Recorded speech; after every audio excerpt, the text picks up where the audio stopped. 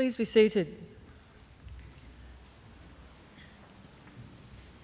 Distinguished guests, ladies and gentlemen, I'd like to invite Mr. Chris Tobin, representative of the Darug people, to offer the traditional welcome to country.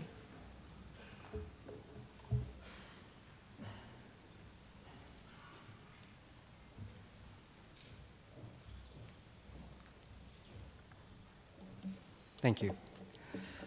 Warame Nalawa. Hello and welcome to the lands of the Wallamedigal. I belong to one of the local Aboriginal families of the Darug people, the traditional custodians over this part of the country. I wish to thank the University for their acknowledgement of us and for the invitation to welcome you all here today. That acknowledgement is important for our people and much appreciated, particularly by our elders. Education is highly valued in our culture too. Knowledge meant survival, and our elders are traditionally accorded great respect for their accumulated wisdom and experience. My family descend from Yarramundi, a respected elder and clever man of the Burrabrongal during the early days of colonisation. He saw that our survival in this new world could best be secured if we could learn more about it. As such, he enrolled his daughter, Maria, into the Native Institution, a school set up by Governor Macquarie himself in 1815, offering formal education to Aboriginal children. Maria studied there for several years and used her newfound skills to lobby and ultimately secure some land for herself and her family out along the Richmond Road. Other Aboriginal families soon joined them, and it became known as the Blackstown, where the present-day city of Blacktown gets its name from. We are very proud of her, as I'm sure your family are of you here today. And with good reason. For your progress progresses us all. Your advancement is our advancement. Now that was perhaps better understood in traditional times when clan groups were smaller and abided by strict sharing laws. It meant that the food that you brought back from your day's activities got shared and distributed throughout the rest of the camp. Your good efforts literally nourished the community, and you in turn were looked after by them. Yes, we can live quite beautifully when we get clever about it. Our Aboriginal ancestors certainly did in many respects, and I use occasions like this, particularly graduations, to recommend them to yourselves as a model on how good we should expect our lives, or can expect our lives today. You see, when Captain Cook arrived here a little over 200 years ago at Botany Bay, he described the people he encountered there as one of the happiest people he'd met in the world. They had nothing, he wrote, but the tools that they carried. They made shelters from the bark of trees without cutting them down, and harvested food from the land without tilling the earth. In traditional times, everyone was accorded rights to the country or clan area where he or she was born into. So there was no homelessness, and no rich and poor either. Everyone had the same amount of gear, roughly what you could carry. We had no history of slavery or empire building. There were no jails, armies, or even police, and no fences. People cooperated to collect the resources which were needed, and then they were shared out according to strict Aboriginal law. Our lands were maintained in their natural state. The rivers were clean and unpolluted, with people drinking out of them as they have done here for the past 20,000 years. So this is not an ideal. This was normal life for a long, long time. And I don't think there's any reason why we should expect less for ourselves and our children than what our ancestors enjoyed. Admittedly, there's a lot more of us now, and we've got to get particularly clever about this. But I believe there is great magic in the world. And I would say expect great things from your life and do great things. And together we can put together a future worthy of our children. Anyway, we can all do our bit. I'll do mine now by getting off and letting you good people graduate.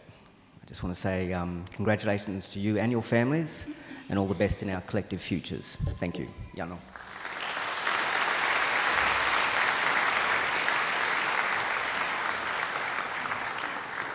Thank you, Chris, for your welcome to country. Ladies and gentlemen, I'm pleased to introduce the Chancellor of Macquarie University, the Honourable Michael Egan AO.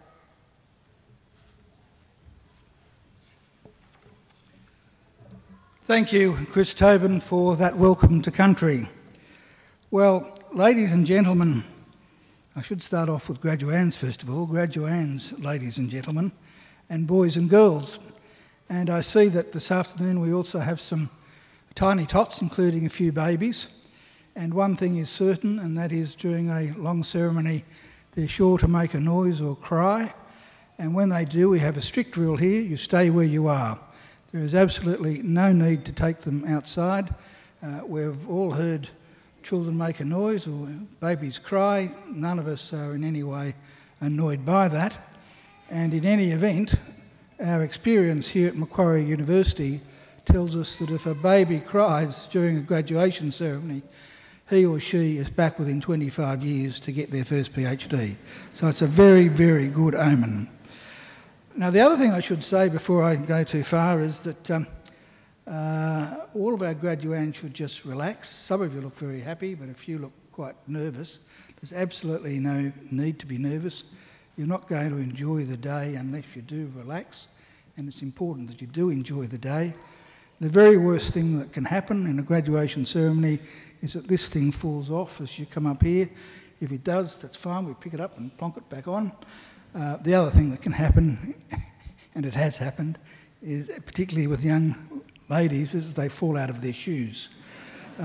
Likewise, we've got that covered. These people here are here, amongst other things, to pick you up if you fall over, so please don't worry. Well, I first welcome all of our graduands, and I hope that this will be a very happy and a very memorable occasion for all of you. Because you deserve to take pride, great pride, in your graduation. Completing a degree is never easy. You need an intelligent and inquiring mind. You need determination and perseverance, and you need to make many sacrifices. So welcome and congratulations to each and every one of you. Today I also want to welcome, and especially welcome, those of you who are either sitting behind or on the side of our graduates as their invited guests. Because if you think about it for a moment or two, you've all done very well too. The very fact that you're here, the fact that you've been invited by one of our graduands to share one of the great days of their lives is proof positive that you have been very important in their lives and in the successes that we celebrate today. So mothers and fathers, brothers and sisters, cousins, sons and daughters, grandmothers and grandfathers, friends, husbands and wives, partners, boyfriends, girlfriends, lovers, or whatever you are, congratulations and thank you for celebrating this great occasion with us. And I don't want you to think either that observing today's graduation is the end of your role, because I have another important service for you to perform for our newest graduates, as they will soon become. I want you to make sure that the degrees they receive today are never, ever, ever put in a bottom drawer, but are always proudly displayed in a position of prominence. In other words, if our graduands are too shy to proclaim their own success, you make sure that you do it for them. Now, the ceremony that we're about to participate in is one of the world's oldest social rituals. For centuries, graduates have been donning robes just like the ones our graduands are wearing today and participating in ceremonies just like this one. Indeed, there are some 50 universities in the world which can trace their history back more than 500 years. Now, of course, Macquarie University is not one of those 50 universities. We're relatively young, just 50 years of age this year. But in those 50 years, we've come a long way. And as I say, we celebrate our 50th Jubilee this year. We now have graduates living in more than 140 countries. And this year, in our April round of graduations, we will celebrate our 150,000th Macquarie graduate. Macquarie is a very modern and outward-looking university. We're regarded as one of Australia's leading research universities and are currently extending our research as we are our course offerings and our facilities. We're always trying to engage with the world around us. We've forged strong alliances with the community and with industry and are keen to establish more.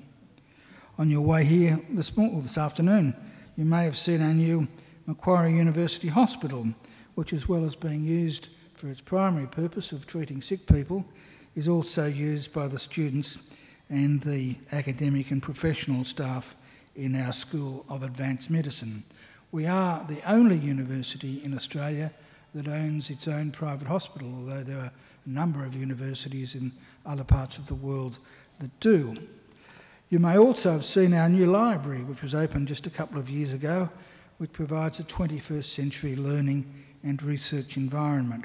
Or perhaps our new Advanced Hearing Hub, which was only opened last year and which is a world-leading institute dedicated to advances in hearing, speech and language science. So we're looking forward and we're on the move. We want Macquarie always to be a leader in teaching and learning and a leader in the accumulation of knowledge and understanding. In other words, an ideal community of scholars. And graduands, in just a few minutes, it will be my very great honour to confer your degrees upon you and welcome you as lifelong members of that community of scholars we proudly call Macquarie University. Thank you.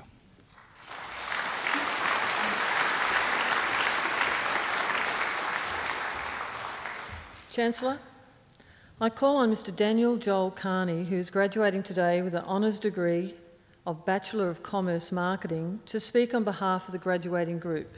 Mr Carney.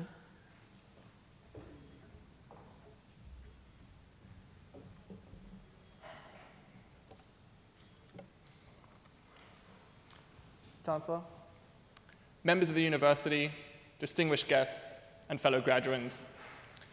About 2 years ago, in one of my final exams, we were permitted to bring in a formula sheet. Without it, I could not have passed. I had spent hours perfecting the sheet to ensure it covered absolutely anything the examiners could throw at us. However, my printer at home was broken, and to my horror, the library hadn't opened yet. I knew I was allowed to enter the exam room up to 1 hour after the exam had started. So while everyone else began writing, I began the sprint of my life to Macquarie Centre. Going up and down each ramp, looking for a place to print out the formula sheet, I discovered that for one reason or another, no one was able to help me. Even the printer at the internet cafe had run out of ink.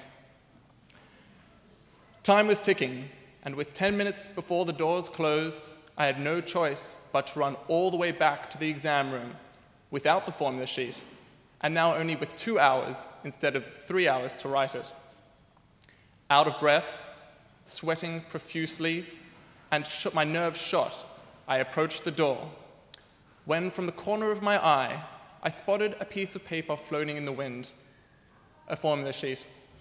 It was a miracle, and I entered the exam room so relieved. I thought I could finally do this. Luck has come my way.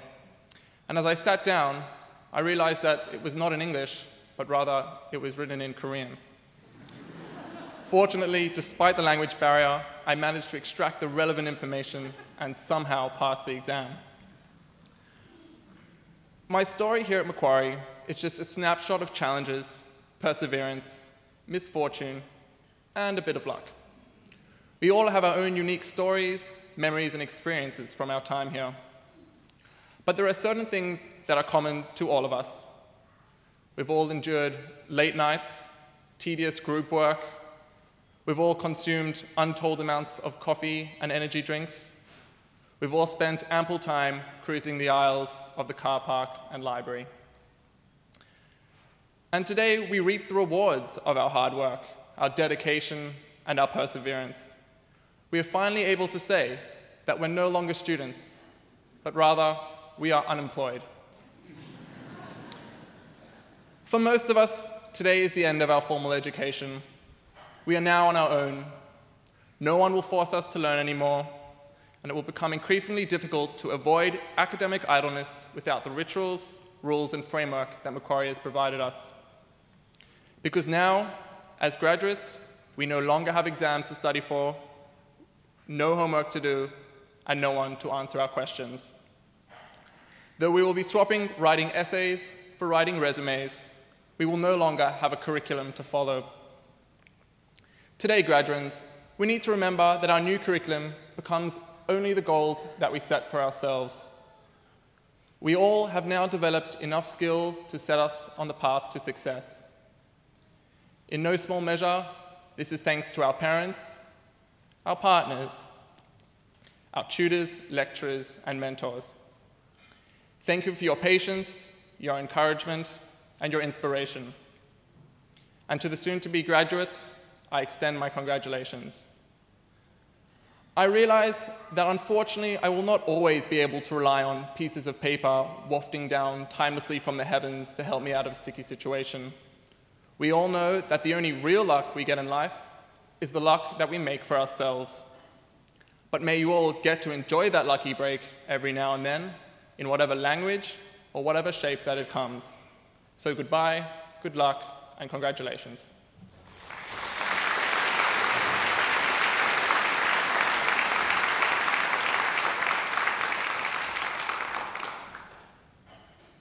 Well, congratulations, Daniel, on a very good speech, and congratulations also on your honours degree. I don't think you'll stay unemployed for very long, and if you do, you can always come back and do another degree here at Macquarie. And in fact, even when you get your new job, which I'm sure won't take long, you can still come back. Just because you've got one honours degree doesn't mean you can't get 2 or 3 or a PhD. In fact, our occasional speaker today, Professor Croucher over there, has got 3 PhDs. So that's something to aim at. But congratulations again on a fine speech. Well, ladies and gentlemen and graduands, we now come to the key part of today's ceremony, the reason we're here, and that is the conferring of degrees. But it's the one part of the ceremony that makes me just a little bit nervous, because I'm assured that if I confer a degree on someone who's not eligible to receive it, there's nothing I can do to take it back. So before I confer a degree on you today, I want to get an ironclad guarantee from the Deputy Vice-Chancellor and Registrar that each and every one of you is eligible, that none of you were ever late in submitting an assignment, that none of you ever missed a class, and that otherwise you're all entitled to receive your degree today. Deputy Vice-Chancellor.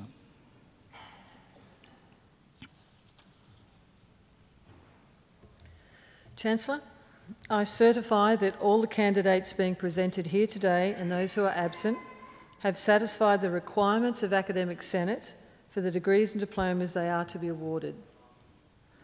I now ask all candidates for admission to degrees or diplomas to please stand. That's you. Well, graduands, in the name of the Council of Macquarie University and by my authority as Chancellor, I admit each of you present and those who are absent to the degrees and diplomas for which you have qualified. Graduates, congratulations.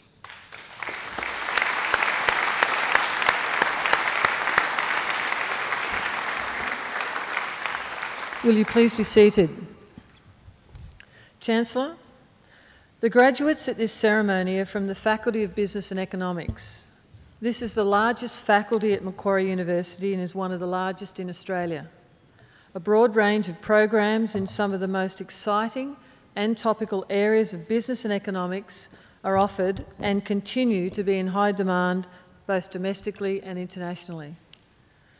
Graduates have recorded employment levels and starting salaries well above the average for all Australian business schools. Research in this faculty is cutting edge and innovative and feeds into teaching, giving students the best possible learning experience.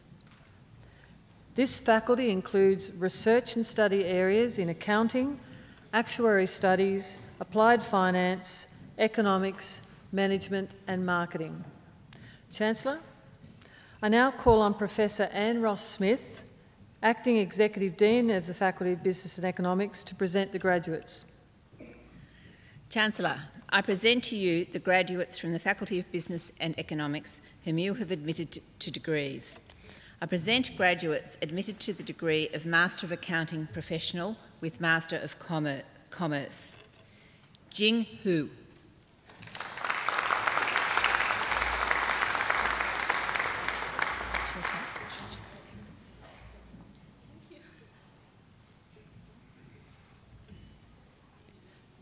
Shi Chao Rong.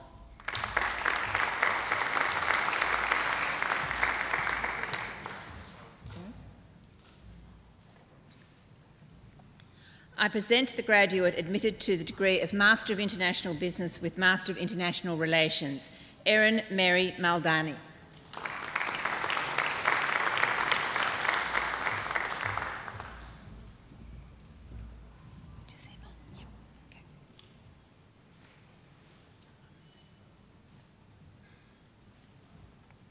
I present graduates admitted to the degree of Master of Accounting Professional, Jasima Parveen Ahmed Mustafa.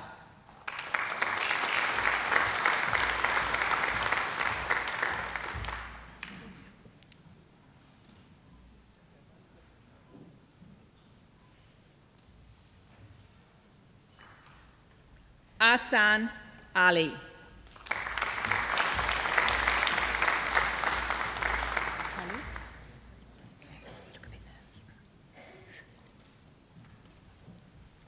Khalid Omar Ali.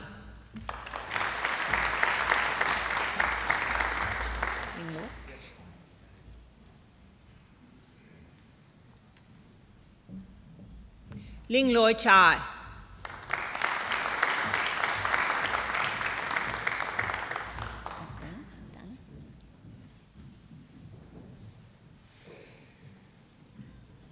Dana Chen.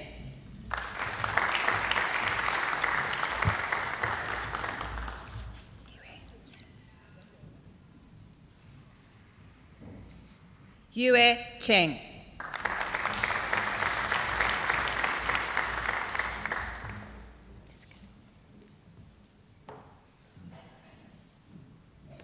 Jessica Amy Gorvin.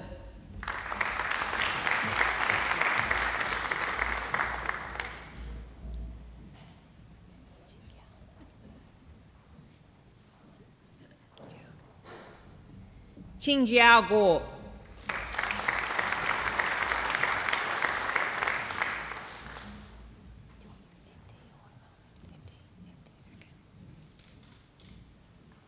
MD Rakibul Huda.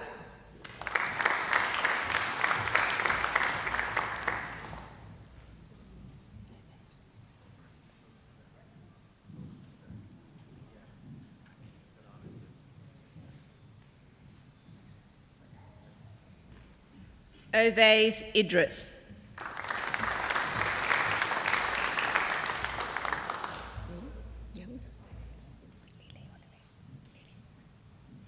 Lily G.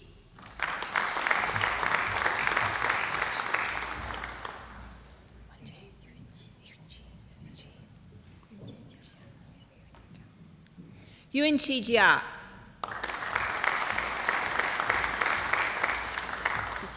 That's a nice name.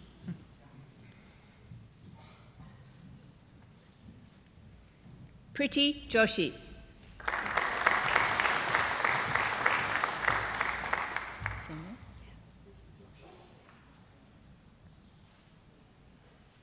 Cheng Li.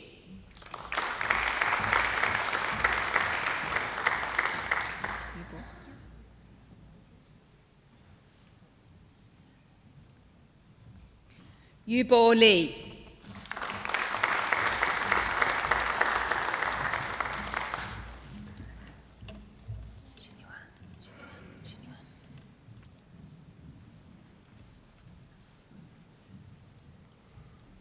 Xinyuan Liu.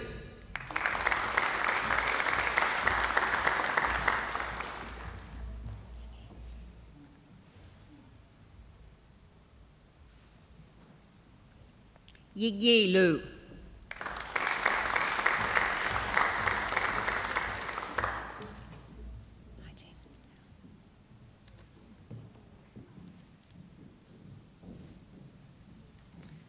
Haijing Luo.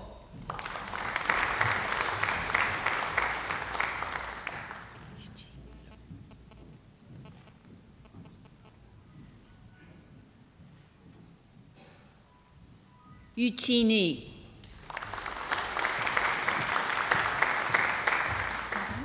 Just say a second name. Narusa? Yeah. Parvin Naruzu.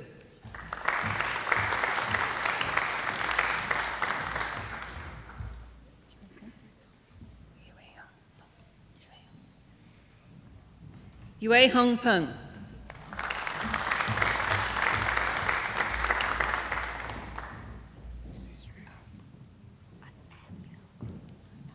I apologise.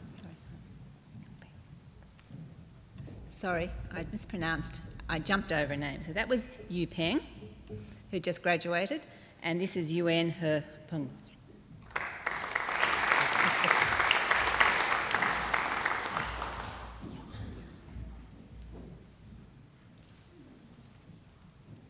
Johann Samuel.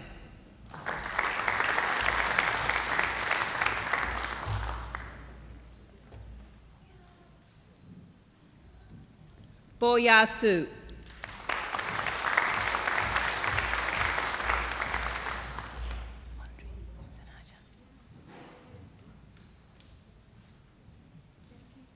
Andre Sanaja.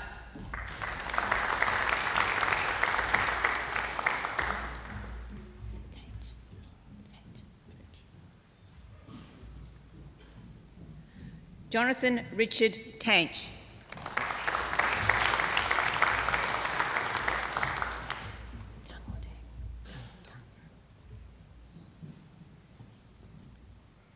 Yongjia Tang.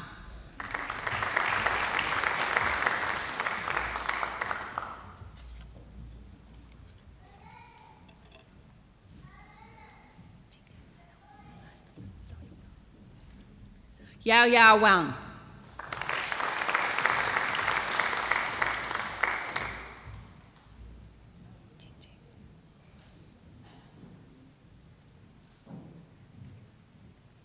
Jing Jing Shao.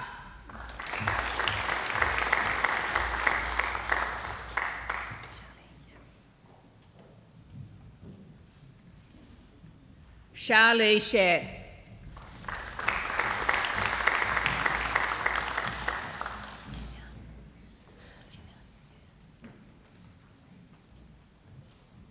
Xin Yan She.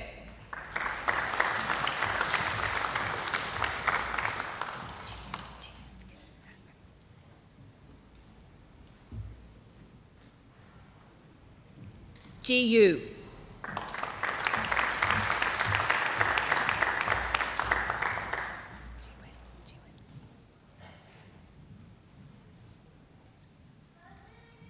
Ji Wen Zhang.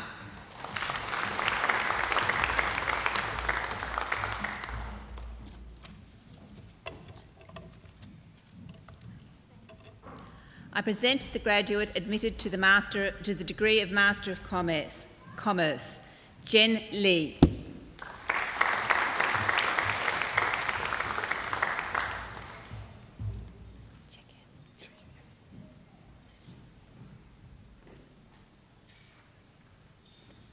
I present the graduates admitted to the degree of Master of International Business, Chek Yin Chan.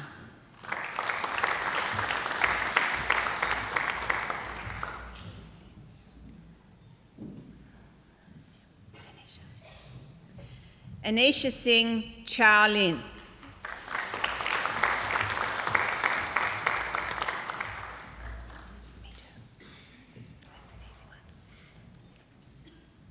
Me Do.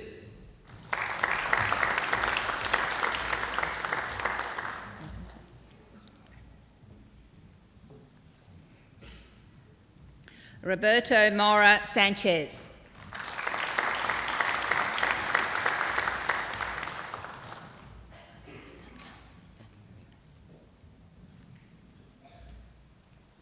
Tan Kang Nguyen.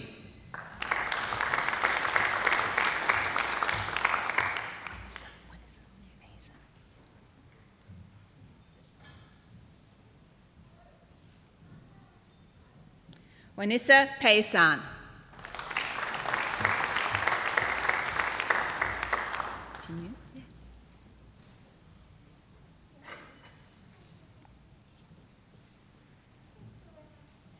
Jin Yu She.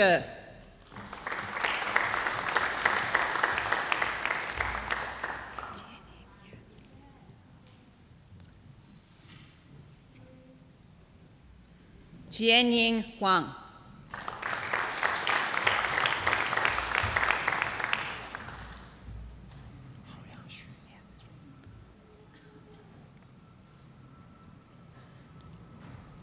Hao Young Shu.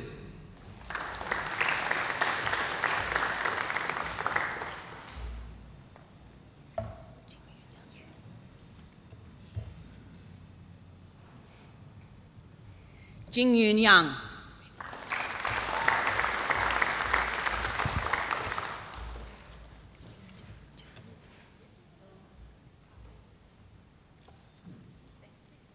Zhe Yang.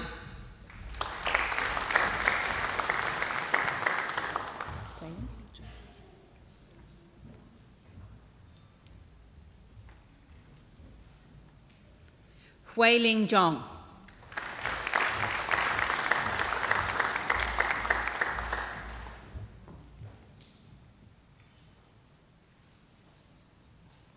I present the graduate admitted to the honours degree of Bachelor of Commerce Marketing, Daniel Joel Carney.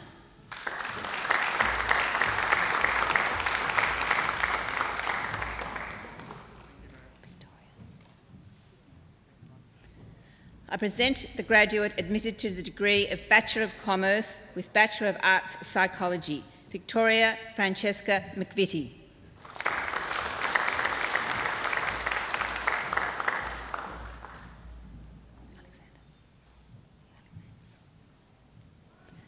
I present graduates admitted to the degree of Bachelor of Commerce with the Bachelor of Science, Alexander Cantori.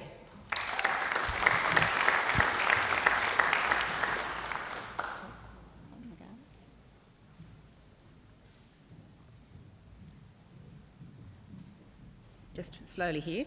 Todd McGarvey, who's been awarded the Vice-Chancellor's Commendation for Academic Excellence.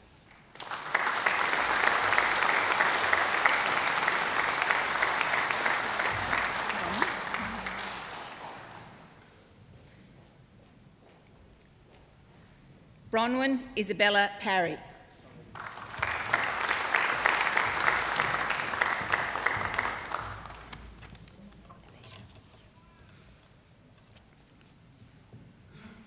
Alicia Rogers.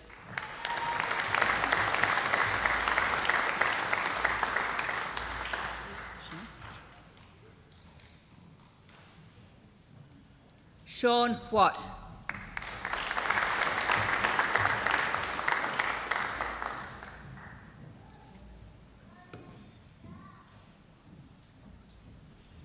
I present graduates admitted to the degree of Bachelor of Arts. Charlotte Elizabeth Bitar.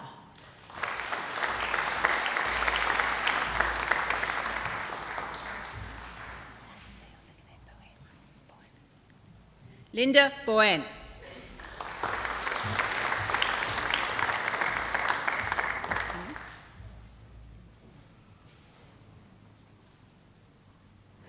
Henry Malcolm Carmichael.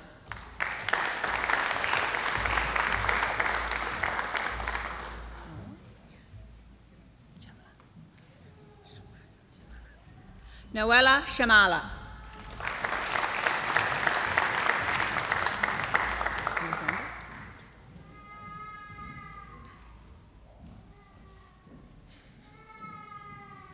Alexandra Patricia Galloway.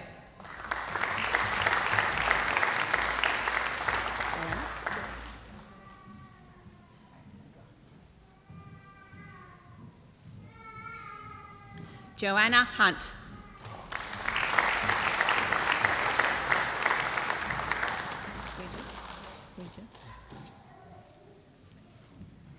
Huijia Huang.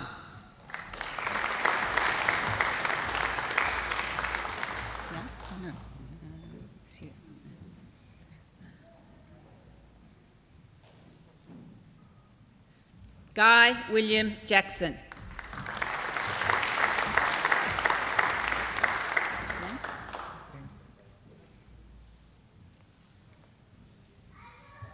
Young Brandon Liu.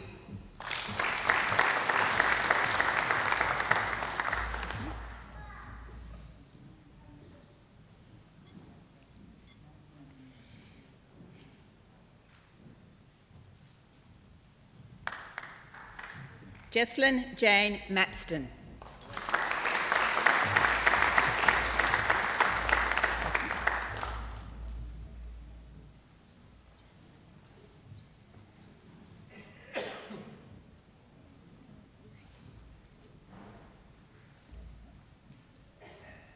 Catherine Mason.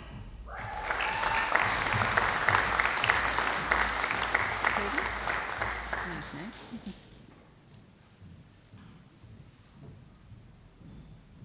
Cregan McDermott.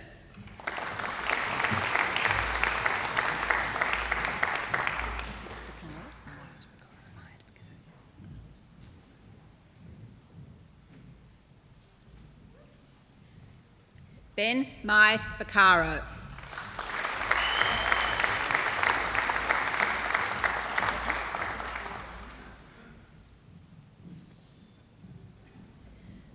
Rebecca Reynolds.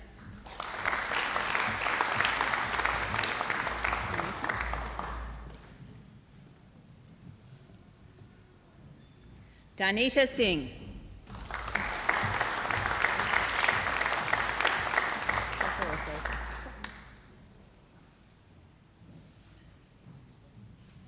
Katrina Soffa.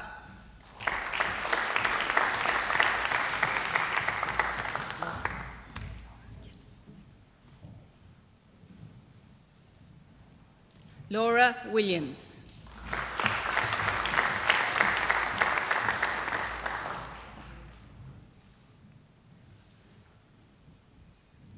Scott Robert Williams.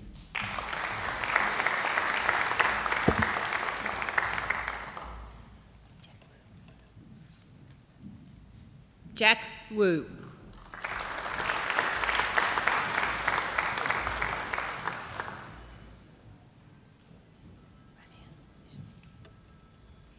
I present graduates admitted to the degree of Bachelor of Commerce.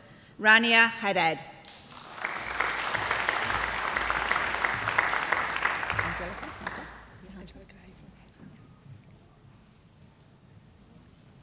Angelica Hafer.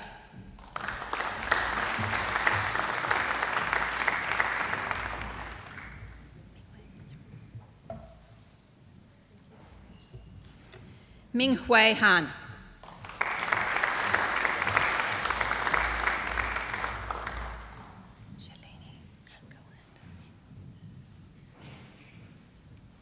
Shalini Kokil Handa.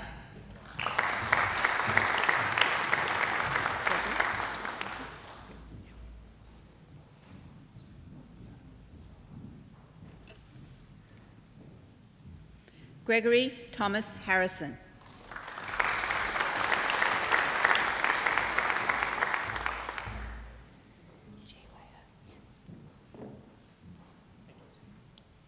Ji Wei He.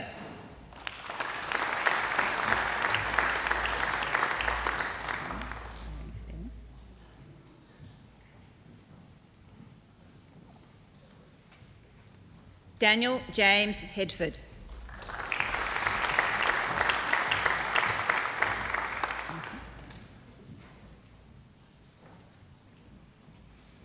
Melissa Hempstead.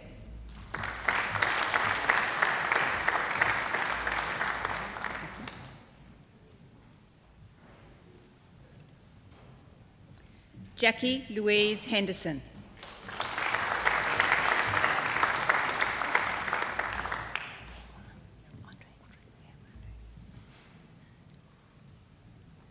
Andre Yiguang Hung.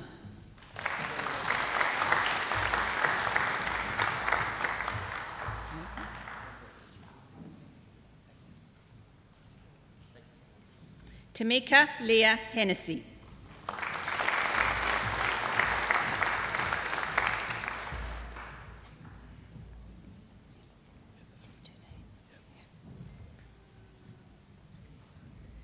Nilipul Pushkamara.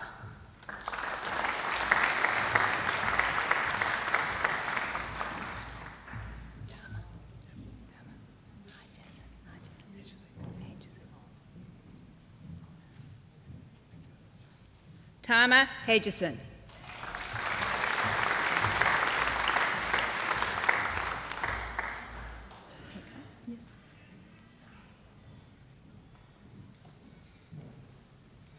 Tek Ha Huang.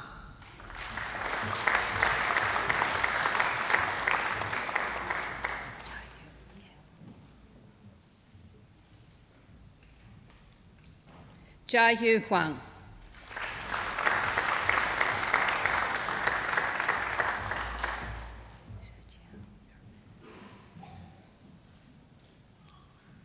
Sheqiang Huang.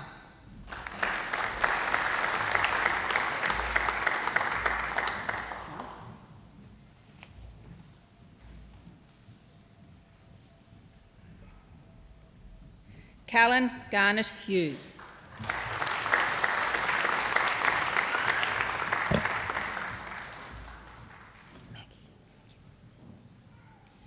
Maggie Kiki Hui.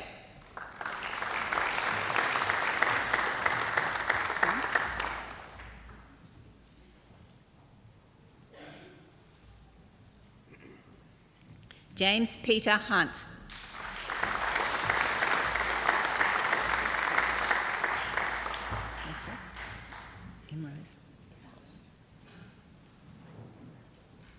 Yusuf Imrose Ifaz.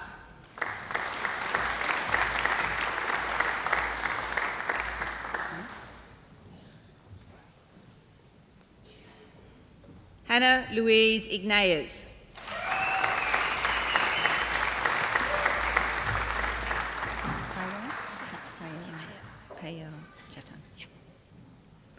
Payal Jatan.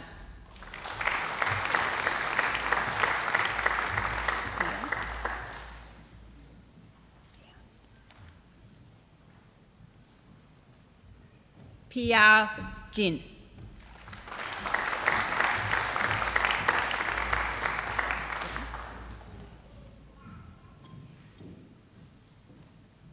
Deborah Jordan.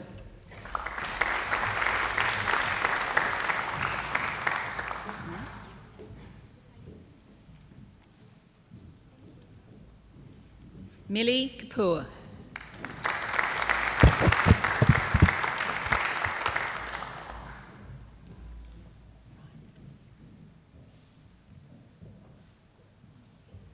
Ryan James Kilroy.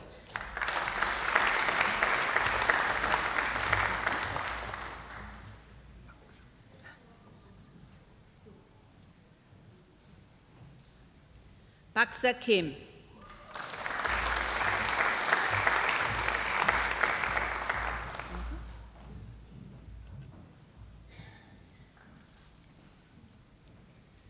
Jonathan Hee-Jun Kim.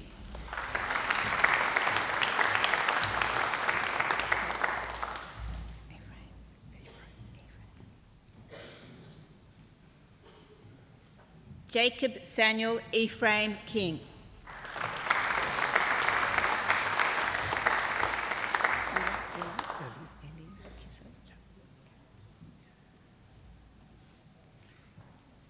Ellie Kisso.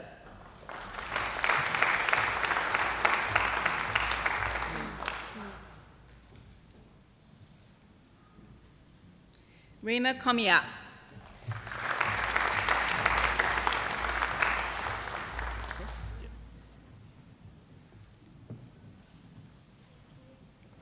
Jeff Chunhei Kam.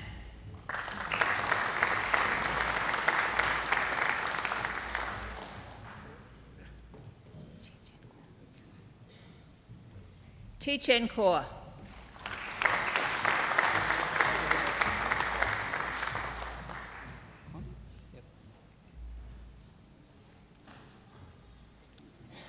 Kwan Ka Yip.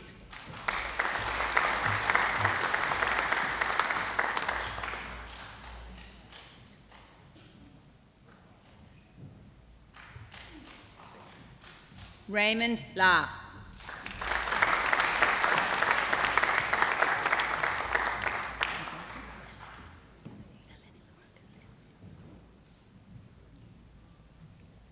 Eleni Labrakis.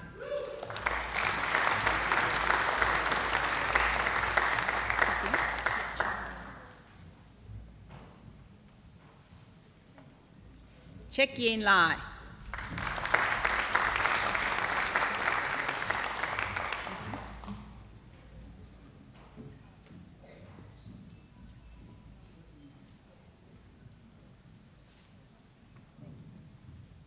Yi Ching Lam.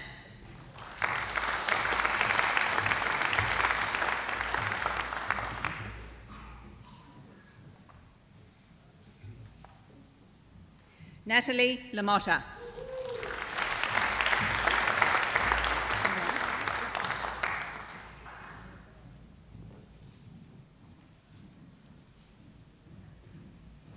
Rulan Lan.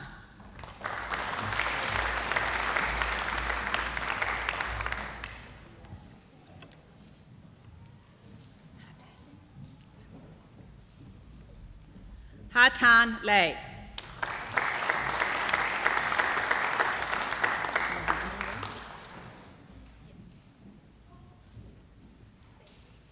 Alexandra Lee.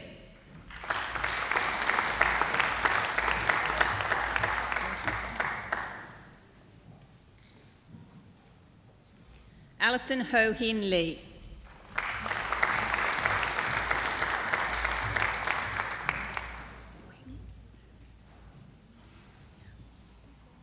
Wingyan Amanda Leung.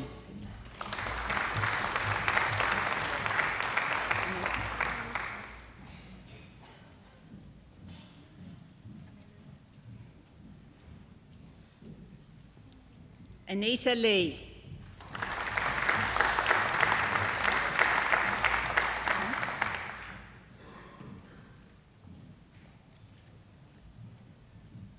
Chen Lee.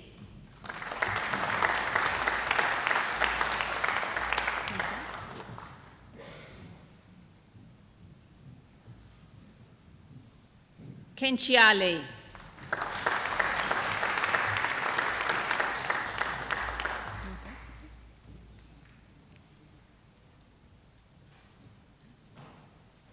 Ming Fei Lee.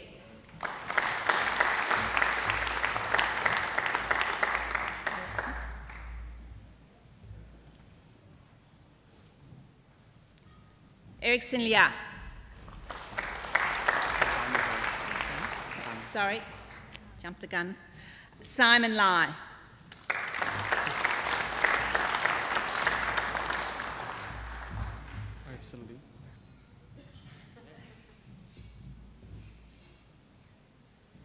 Erickson Lee.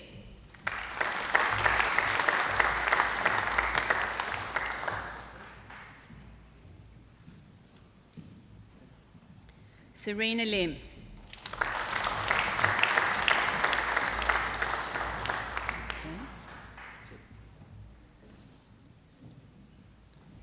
Ernest Nil Thomas Linsau.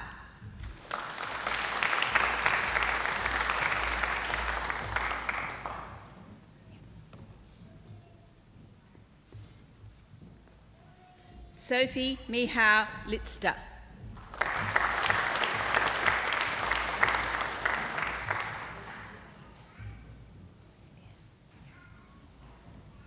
Lian Yun Ting Lo.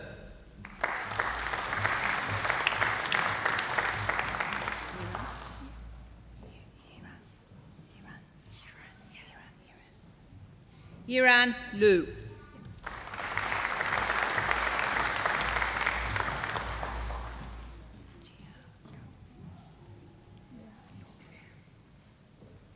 Jiahui Law.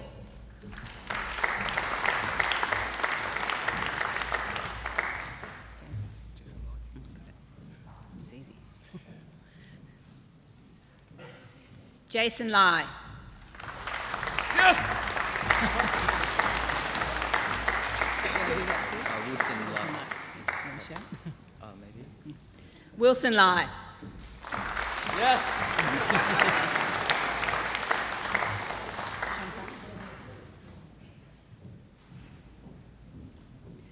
Chantal Lyons.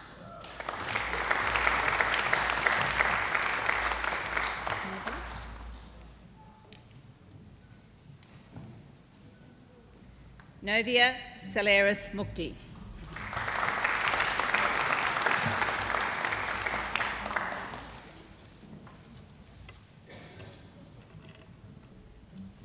I present graduates admitted to the degree of Bachelor of Commerce, Professional Accounting. SKM Rashif Hamid.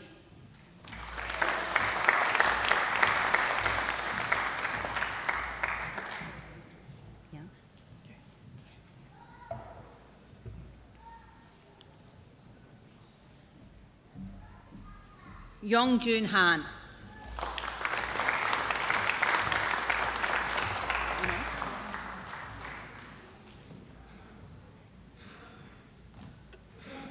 Ane Hatting.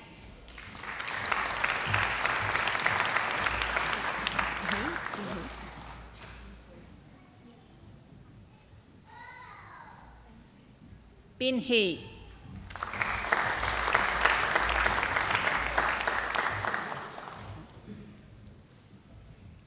Fan Hee.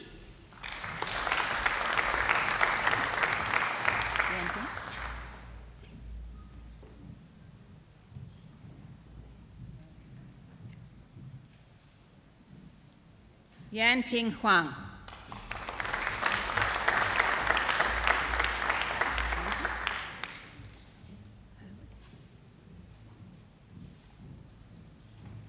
Jonathan Hurwitz.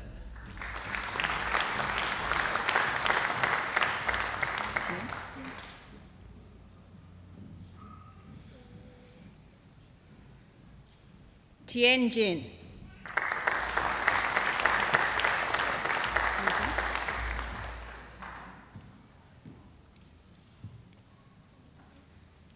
Yi Jin.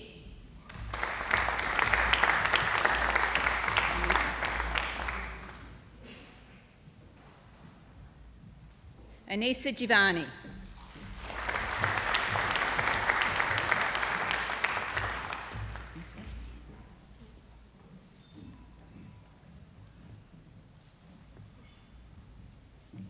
Yoon Sok Jong.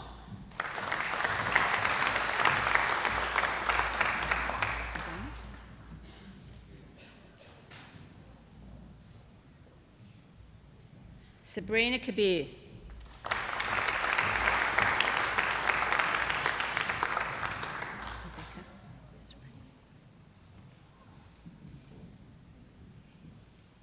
Rebecca Sitaba Katili.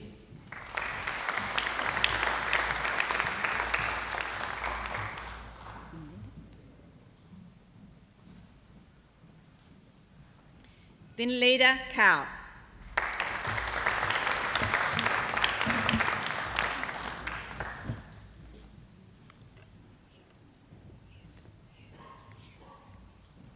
Yubraj Karel.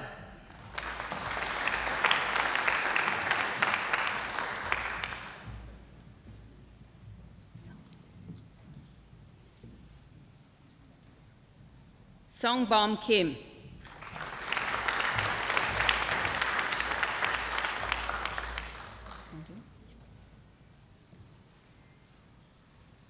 Songjun Kim.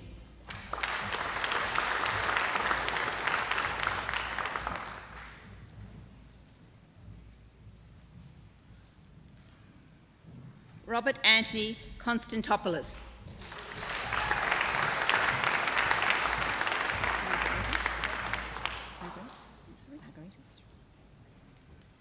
Margarita Karina.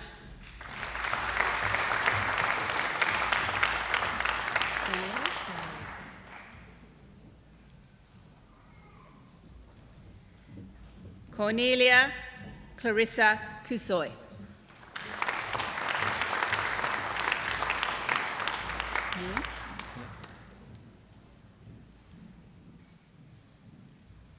Nguyen Ngoc Lam.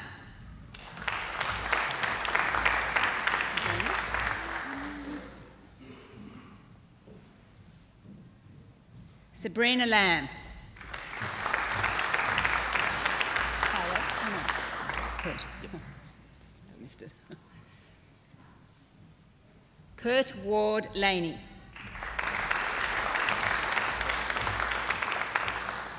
Yes. Carway Law.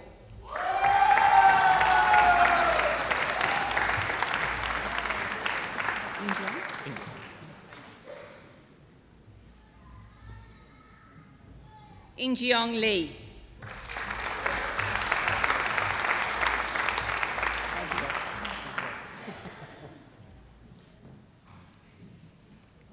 Wei Fang Lung.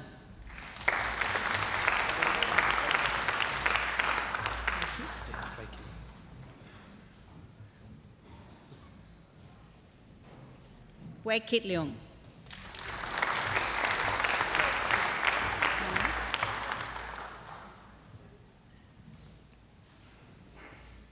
Mang Lee.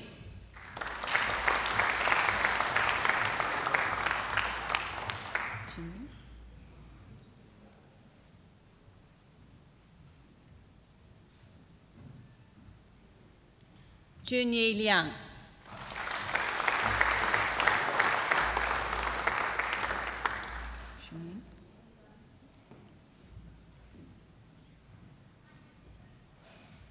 Sheng Ying Lin.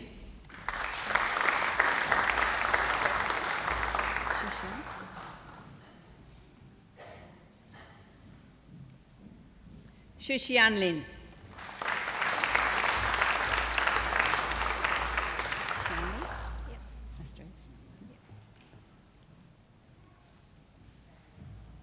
Tian Li Liu.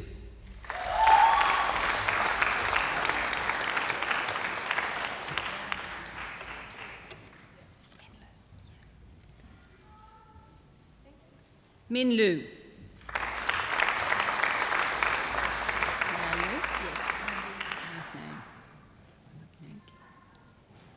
Ya Yu Lu.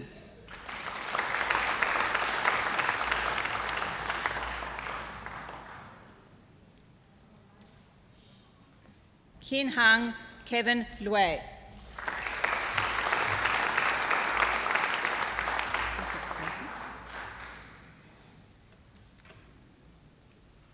present the graduate admitted to the degree of Bachelor of Science, Jason Miller.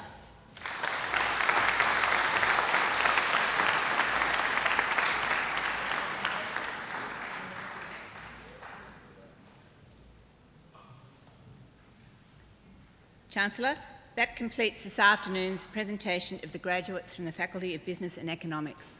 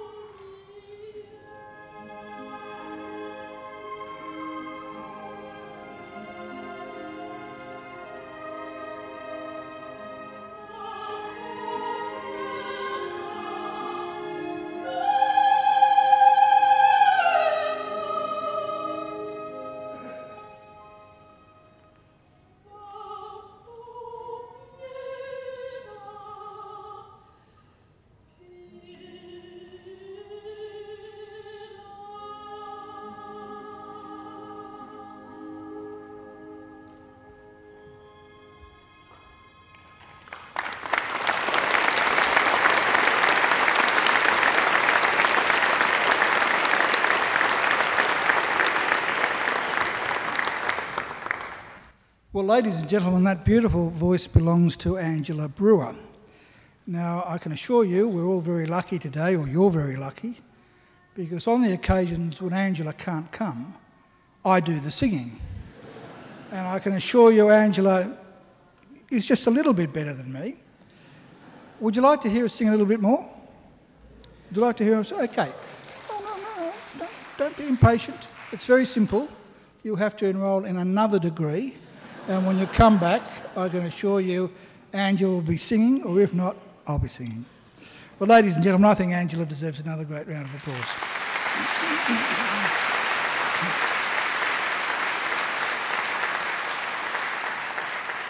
As do our fabulous musicians, Dr. James Forsyth, our organist, over there.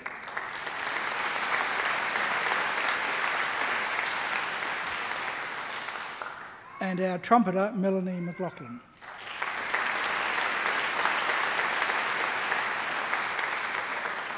And also some sitting over there near Melanie and some sitting over here are our alumni volunteers who come along to make sure that things go smoothly at your graduation. So please join with me in thanking them as well.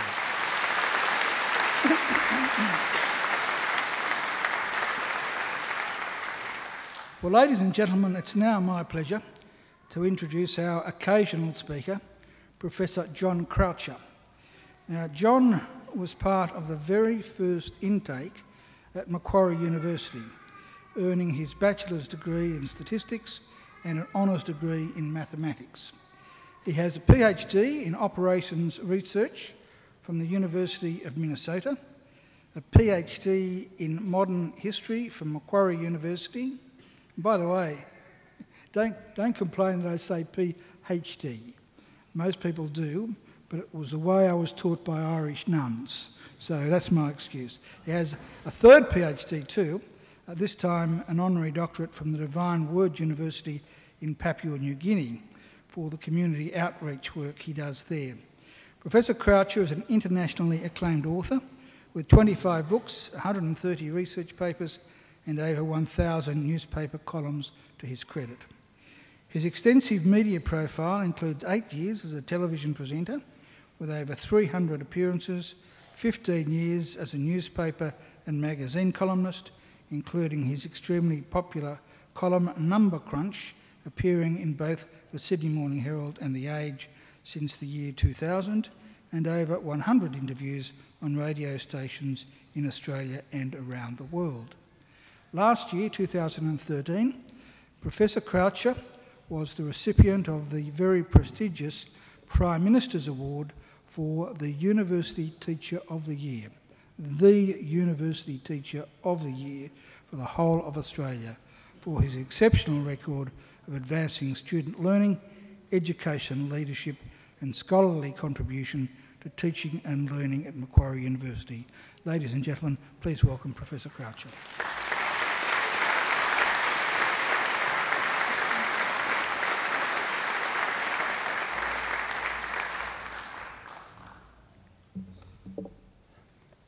Hard act to follow, isn't it, to do all that? Chancellor, members of the faculty, staff, distinguished guests, graduates, family and friends. You're very lucky to be here graduating this year because, as the Chancellor has mentioned previously, this is a very special year for Macquarie University. It is its 50th year of operation, and that's something that nobody can take away from you. And as the Chancellor also said, I was in the very first intake at Macquarie University. And that's part of what I'm going to talk to you about here this afternoon. So I'm going to share my journey with you, why I'm standing here in front of you here, apart from being invited to do so. How did I get to be here in the first place? Well, I was born in the inner suburbs of Sydney in Annandale. Some of you may know Annandale.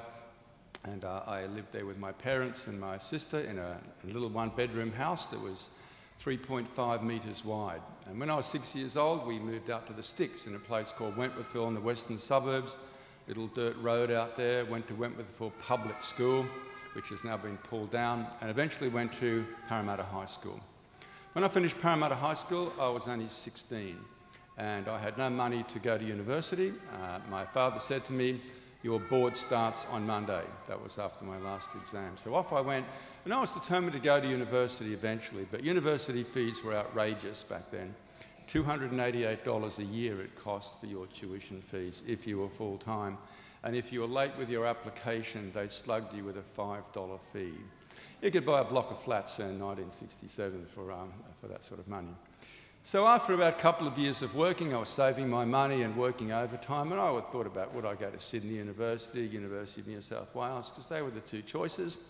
And somebody said to me, do you know that there's a new university opening in Sydney? I had no idea. And I said, where is it? And they said, well, it's somewhere out at North Ryde. So what do you do when they say that? Well, you pop out and have a look, don't you? And what do you expect to see out here in 1966? What do you think you saw? Nothing, really. There was nothing much here. There was market gardens, and you'd look for all the buildings that were here. There was only 1.5 buildings, and you're sitting in it. This is it here. This is the first building that we had at Macquarie University. The other one was way on the other side of campus. But that sounded pretty good enough for me, so I thought I would enrol. Now, what was the world like in 1966 and 1967? And it turned out that 1967 was a very special year for many ways. The population of Australia was only 12 million people. And if you know your maths, that's about half of what it is today. So only half the people were here. The Prime Minister of Australia was Harold Holt, and the Premier of New South Wales was Robin Askin. And if you look in the courtyard, you will actually see a big stone thing there where Robin Askin unveiled it. Australian cricket captain was Bob Simpson, and it was the first year that the television channels actually televised the Rugby League Grand Final live, and because that was so exciting, all 4 channels televised the same match at the same time. So really, if you didn't like football, that was too bad for you. Gough Whitlam became the leader of the Labor Party. Elvis Presley got married in 1967, and the $5 note got introduced into Australia, because you may know the year before Australia introduced decimal currency. It was the world's first heart transplant. Postcodes appeared in Australia. There were three major birthdays in 1967. Nicole Kidman, Keith Urban, and James Packer were all born in 1967. And of course, during that period, the Vietnam War was in full swing, and that, of course, affected many of the people coming here. There were only 2 buildings on campus, as I said, and that was this building here, which was called E7 back in those days. It wasn't called A and B, as there was just one of them. And W6 on the far side of campus was halfway built. There was no class timetable at the time, because nobody had thought about what the class timetable was, and so we decided to enrol. Now, if you decided you're going to enrol at a university, you'll want to have a look at the university calendar to see what on earth this brand new university is offering. This was the university calendar. I'll show you right there, like that. And that cost you 40 cents if you wanted to buy that. But if you were from a wealthy family, you could buy the hardcover version, look like that, and it's the same stuff in it. And that cost you $1 if you wanted to do that. Now, what was interesting about 1967 was 1966, nobody left school, because it was the changeover from the 5 to 6 years of high school. The old leaving certificate went out, and the new so-called high school certificate came in. So you think, what an odd year to start a university when there were no school leavers the year before. And so they really didn't expect that many students to come here, so they budgeted for 75 faculty. And it turned out that the place was far more popular than they thought. They ended up with 952 students who actually started, and they were 15 faculty short. They were short by about 20%. So here we are, we chuffed along on that very hot enrolment day in February, and we went into a room which is right at the back here called E7B100, I think is what it was called. And everybody, all the professors were there weren't many of them, sitting at tables, trying to spruik and say, please come and do my subject, please come and do French or biology, because they were looking for students. And so we did all of that, and we enrolled, and we actually got little cards when you enrolled, and it had a number on it. They stamped it number 1, number 2, number 3. And we said, why are we getting these cards? And they said, well, if anyone goes to a lecture and shouldn't be there, somebody can come in and say, show me your card. Now, in fact, they had the opposite problem. Not that people were coming when they shouldn't, but people were not coming when, in fact, they should. Same problem that exists today, as it turns out. They stopped doing the cards after a while, and those cards have disappeared. The union, the University Union that you know is in the middle of the campus, wasn't here. It didn't open until 1969. There was no union for 3 years. There was no computer. The computer, when it finally came, and I did Computing 1 back in 1967, and we did the first 4 weeks of the course with no computer. So the poor old lecturer had to draw pictures on the board of what a computer would look like if we had one. And it was sitting, and it came and it was sitting right over there. But the whole course in computing was in fact just programming, Fortran 4 programming, which was pretty tedious, let me tell you, and I didn't do any more after that. The very first lecture given at Macquarie University was in the theatre that's right behind this stage here, which is now called Mason Theatre. And it's called Mason Theatre after Peter Mason, who was in fact, who gave that first lecture, and he was a professor of physics. And that had a colourful name. It was called Structure and Properties of Matter.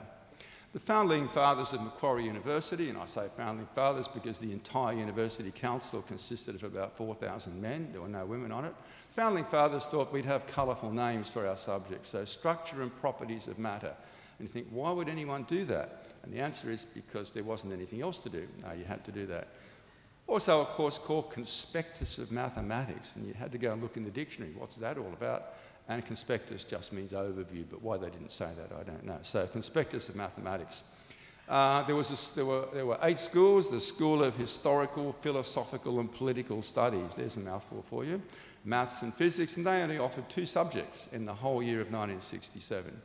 If you wondered what was happening in 1968, you didn't know because there was no calendar for 1968, so all they showed you was drip-fed you first year, and you'd find out what was coming in second year at the end of 1967. And that's exactly what happened, and at the end of 1967, there's the second year calendar.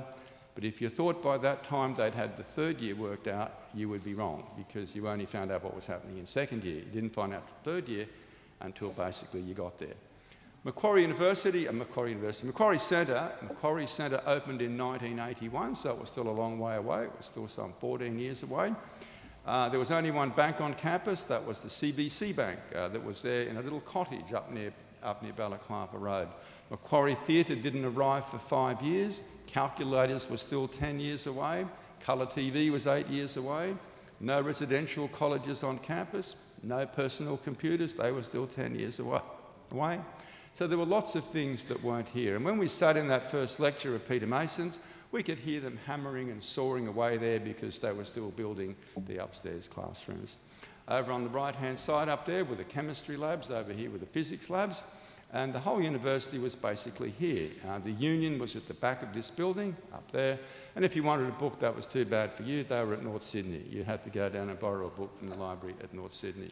Students weren't real happy about not having residences here, so the students were quite militant back then, quite unlike today when everybody's a bit meek and worried about jobs. So they decided to pitch tents on the front lawn, at the lawn that you see, the quadrangle, and they had Tent City.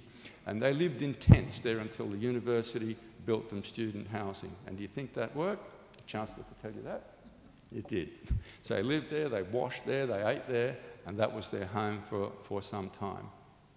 If you look at the buildings around the campus here, you'll probably notice they have some very interesting names, C5C, W3A, and so on. And you're thinking, who thought of those names for buildings? And it turns out that you can graduate from the whole university and not know why they're called those names. Just think about the names. They start with E, C, and W. Anybody know what that stands for? Do you? What's it stand for? East, Central and West. Now, if you didn't know that, you probably got lost for the last 3 years because East means over here, Central's in the centre, and W is way on the far side of campus. So if you didn't know that, it's actually a good time to learn it right now. So when at the end of, so those 952 students started, and I think it will be an interesting exercise in the Macquarie at 50 year to find out what actually happened to them. These were the students who came here. They were the pioneers, I suppose, who took a chance coming to Macquarie University. No track record, you were going for a job. You could have any degree that you wanted as long as it was a Bachelor of Arts, because that was the only thing they offered here for about 12 years. Everybody got a BA. If you majored in physics, you got a Bachelor of Arts, and you were competing against physics graduates from Sydney University with an arts degree.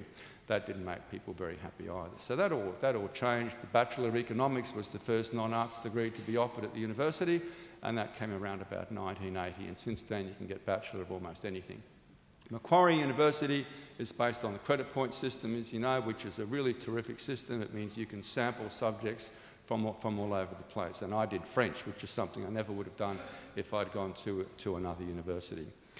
At the end of the 3 years here, I got my bachelor's degree, and of course in May 1970, we had the first graduation ceremony at Macquarie University, and it was held right here where you are. There were about 150 graduates in the entire university for the entire year, fewer than what we have now.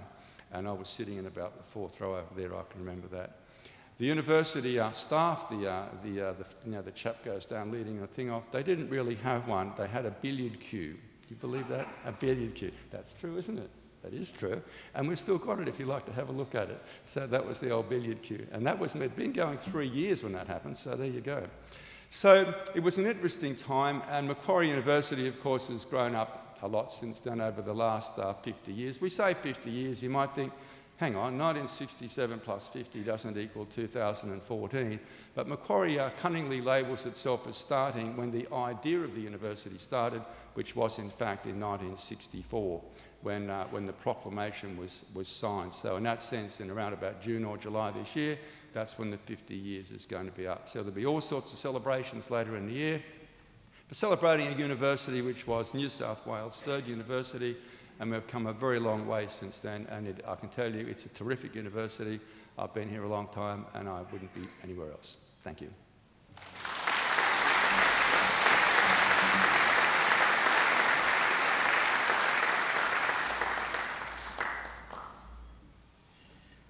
Well, thank you, John. I think you can see why John was awarded the Prime Minister's Teaching Award of the Year.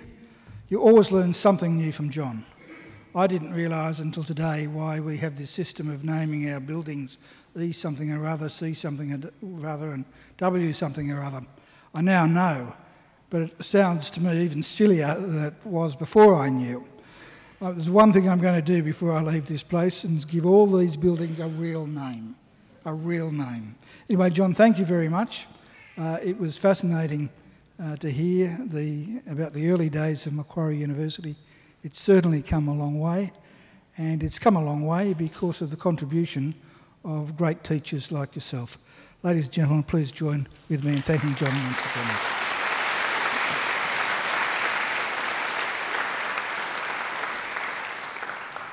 And one day when you come back, instead of some building being EWA 2456, it'll be the Professor John Croucher building. Now, graduates, this ceremony marks the end of one stage in your relationship with Macquarie University, but it's certainly not the end of your association with Macquarie. From today on, for the rest of your lives, you're part of the bigger Macquarie family, which is our alumni, and part of the network of Macquarie alumni, which now spans the globe. We'll keep in touch with you through our alumni program, which is focused on lifelong learning, lifelong support, and lifelong connections. Our commitment to you is to help you keep in touch and engaged with Macquarie throughout your life. And please, graduates, do make sure that you come back to Macquarie, either to undertake more study, attend alumni events, or perhaps use our aquatic and fitness facilities, or even, if the mood takes you, to come back with some friends and enjoy a picnic down by the lake. Well, graduates, the award of a university degree carries many opportunities and privileges, but like all privileges, it also carries responsibilities. Believe it or not, you, each and every one of you, can change the world. And you don't have to be a Nobel Prize winner to do it either, because almost everything you do in your homes, in your workplaces, and in your communities matters and can make a huge difference. The consequences of every effort, every action, large or small, can reverberate throughout society through the decades, indeed the centuries. Even something as simple as a kind word or gesture can often be the spark that ignites a great life or a great career or a great achievement. So as Chancellor of Macquarie University, I charge you to use what you have learned, not only for your own benefit, but also for the betterment of the community. I charge you to use the skills and knowledge you have acquired with rigour and integrity, and to commit yourselves to a program of lifelong learning and inquiry. I charge you to recognise the worth and dignity of all people, particularly those who have not had the opportunities that you've enjoyed. I charge you to set high goals and to continue the hard work that has brought you so far. I charge you, wherever you go, to go with all your heart. And in all you do, I charge you to uphold the good name of Macquarie University. Now, graduates, I hope that you'll also always remember the people who have helped you along the way, many of whom, of course, are here with you today. So, to acknowledge their contribution and thank them for it, I'm now going to ask you to do a couple of things. Graduates, would you now please stand? Now I want you to place your degrees on the seats behind you so that your hands are free, and I want you to turn to face your families and friends.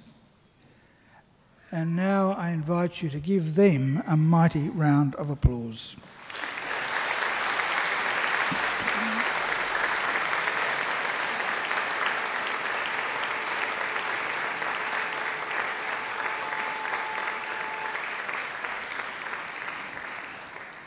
Well, graduates, you can turn around now, but don't sit down because we'll be leaving in just a moment or two.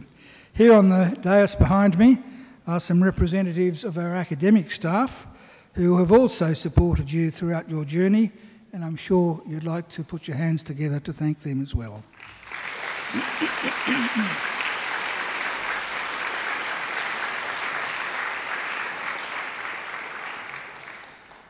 Well, ladies and gentlemen, the official party will now leave the graduation hall through the centre aisle and will be followed by all of the graduates. I would invite you now to all please stand, and please remain standing until the last of the graduates have processed out. And then I invite all of you to join us in the marquee overlooking the lake for some light refreshments.